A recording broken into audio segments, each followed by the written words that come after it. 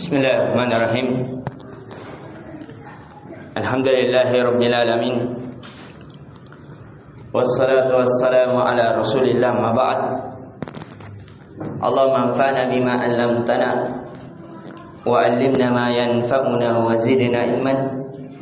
Assalamualaikum warahmatullahi wabarakatuh.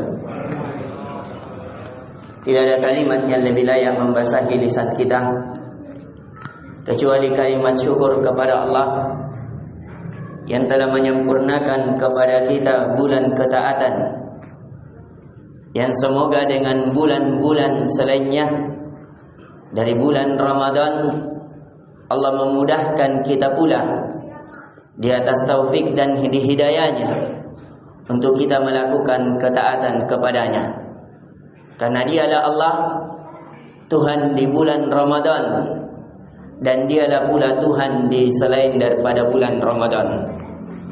Dan di pertemuan kali ini kita akan melanjutkan dari nasihat-nasihat, wejangan-wejangan dari para ulama kita, yaitu dari nasihat Syekh Utsaimin rahimallahu taala, begitu pula Syekh Muhammad bin Muhammad Al-Mukhtar Asy-Syankiti, begitu pula yang dinasihatkan oleh Syekh Shalih Al-Fauzan, mufti yang ada di Mekah dan Madinah, dari kibarul ulama, yaitu tentang nasihat asyru alamatin qubulil amal, 10 tanda, 10 alamat dari alamat-alamat atau tanda-tanda diterimanya amalan. Alhamdulillah di pertemuan sebelumnya kita telah membahas darinya, yaitu ada 5. Yang pertama, bahwasanya dari tanda diterimanya amalan, bertambahnya amalan seorang hamba dari sebelum dia beramal. Jadi ketika sebelum Ramadan dan melewati Ramadan ada tambahan amalannya dari segi kuantitas. Dan yang kedua, yaitu terasanya di dalam hati, lapangnya pada dada seseorang dalam beramal. Jadi ketika kita melakukan amalan, terasa sejuk dalam hati kita, terasa ringan jiwa kita dalam melakukan amalan, itu tanda bahwasanya amalan itu diterima. Karena kebaikan itu adalah apa yang menenangkan jiwa kita. Kebaikan adalah apa yang menenangkan jiwa kita. Dan yang ketiga, dari tanda diterimanya amalan, suhuri adharit ta'afil insan, nampaknya pengaruh ketaatan itu pada manusia. Kalau pengaruh solat bisa mencegah seseorang dari perbuatan keji dan mungkar. Pengaruh puasa bisa melahirkan sifat hibah, sifat pengamasya kepada orang-orang fakir dan miskin. Kita berpuasa merasakan lapar dan haus, itu karena kita berpuasa. Tapi ada saudara-saudara kita, dia lapar dan haus bukan karena berpuasa, karena memang tidak ada makanan dan minuman yang dia makan atau yang dia minum. Itu pengaruh sehingga lahir kasih sayang, lahir sifat peduli di tengah-tengah manusia.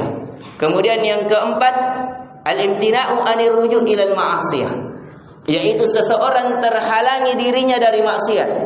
Ketika seseorang bertaubat dari satu dosa, kemudian jujur taubatnya, otomatis kejujurannya bahwa diterima taubatnya ketika dia meninggalkan dosa tersebut dan tidak meneruskannya. Kemudian yang kelima, ada ta'a wal amali shalih ma'al khauf min adami qubulih, lahirnya ketaatan dan amalan soleh yang disertai sifat takut kalau amalannya tidak diterima di sisi Allah. Kemudian yang keenam, inilah pelajaran lanjutan kita di malam ini, taufiqillahi lil 'abdi li ada'il a'malis shalih ba'da ta'ah wa taysiri ada'iha wal mudawamatu 'alaiha, yaitu Allah memberikan taufik kepadanya. Taufik adalah ilhamul khair. Seseorang diberikan ilham untuk menunjukkan kepada kebaikan. Jadi ada bisikan dalam jiwanya bahwa ini kebaikan, lakukan, sehingga dia termotivasi, dia dimudahkan melakukan kebaikan tersebut jikalau itu ada pada jiwa seseorang, itu tanda bahwa Allah menerima amalannya, Allah menerima tobatnya. Ketika ada bisikan-bisikan yang menghalangi pada jiwanya, menghalanginya dari kemaksiatan dan mendorongnya untuk melakukan ketaatan, itu tanda bahwa Allah menginginkan kebaikan kepadanya. Yang ketujuh, hubbut ta'a wal iqbalu alaihi, adanya rasa cinta kepada ketaatan. Karena mencintai sesuatu itu bukan keinginan seseorang, tapi betul-betul pemberian dari Allah. Sehingga ketika seseorang dijadikan cinta pada ketaatan, itu adalah tanda bahwa Allah menerima ketaatannya. Kemudian yang kedelapan, ar-raja ma'a katratid du'a wal istighfar. Seseorang senantiasa mengharapkan apa yang dia lakukan diterima di sisi Allah sebagai pengangkat derajatnya, dan dia senantiasa beristighfar atas kekurangan dari amalan yang ia lakukan. Kemudian yang yang kesembilan, mahabbatu ahli ta'ah wa bughdu ahli ma'siyah. Munculnya sifat cinta kepada orang-orang yang melakukan ketaatan. Ketika kita mencintai orang yang melakukan ketaatan, itu adalah tanda bahwa ketaatan kita diterima di sisi Allah. Dan lahirnya sifat benci dari pelaku-pelaku maksiat. Bukan kita benci orangnya, tapi kita membenci kelakuan yang dia lakukan. Dan yang terakhir, al-istiqamatu fihi, seseorang beristiqamah di atas melakukan kebaikan. Karena kata para ulama, alamatu qubulil khair al khairu ba'dah. Alamat tanda diterimanya kebaikan adalah munculnya kebaikan setelahnya. Itulah yang kata para ulama, bi'sal qaum la ya'rifullah illa fi Ramadan. Sungguh buruk suatu kaum yang tidak mengenal Allah kecuali di bulan Ramadan. Kata para ulama, kun rabbaniyah wa la takun ramadaniyah.